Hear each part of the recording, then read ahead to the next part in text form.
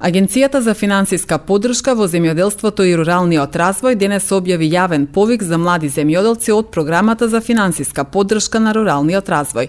Корисници се млади луѓе кои што за прв пат започнуваат да се занимаваат со земјоделска дејност преку преземање на постоечко земјоделско стопанство или преку воспоставување на ново земјоделско стопанство. Поддршката се доделува на млади земјоделци на возраст од 18 до 40 години. Денес се објави јавен повик кој ќе трае до 5 мај. Јавен повик за поддршка на млади земјоделци.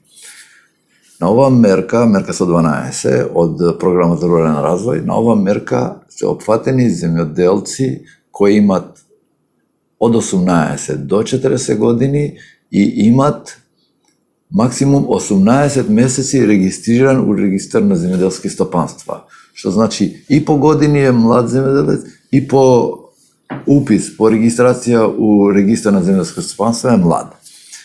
Значи, стриктно е за старт, за почеток на еден млад земјоделец да се бави со земјоделството.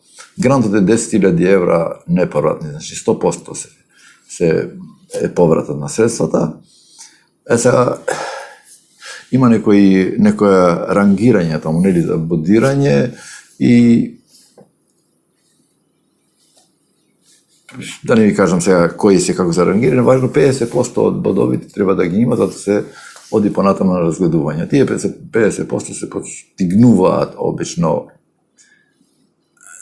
Пример, ако има набавка на земјоделска механизација, има 10 поени, 20 поени има, ако е регистриран преку ПИОМ, значи осигурен преку пензиско-инвалидскиот фонд, ако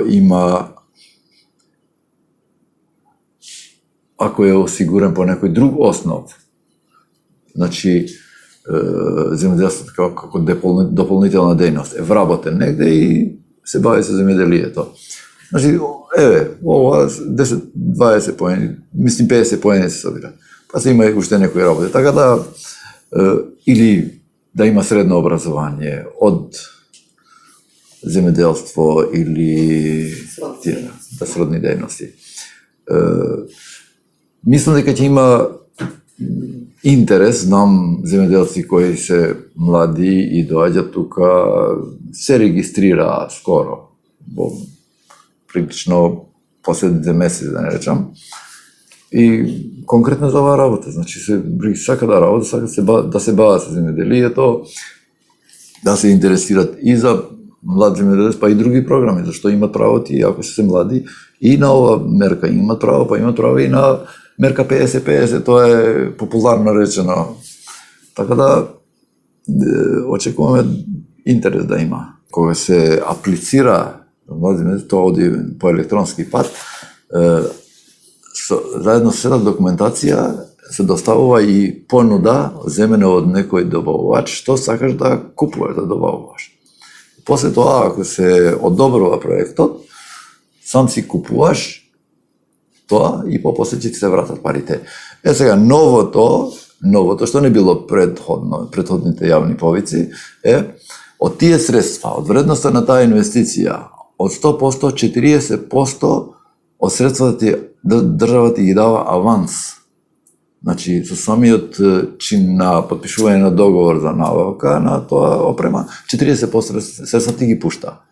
После купување и, мислим, набавка на тоа што ви имаш на понуда, останатиот дел ти ги пушта попосле.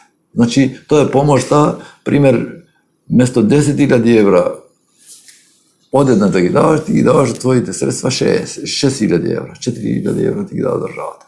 Аплицирањето за оваа мерка се врши по електронски пат, односно сите заинтересирани ќе треба да креираат електронско барање за финансиска поддршка со податоци за инвестицијата и да ги прикачат сите потребни документи. Барањата за финансиска поддршка може да се поднесуваат најдоцна до 9 мај годинава.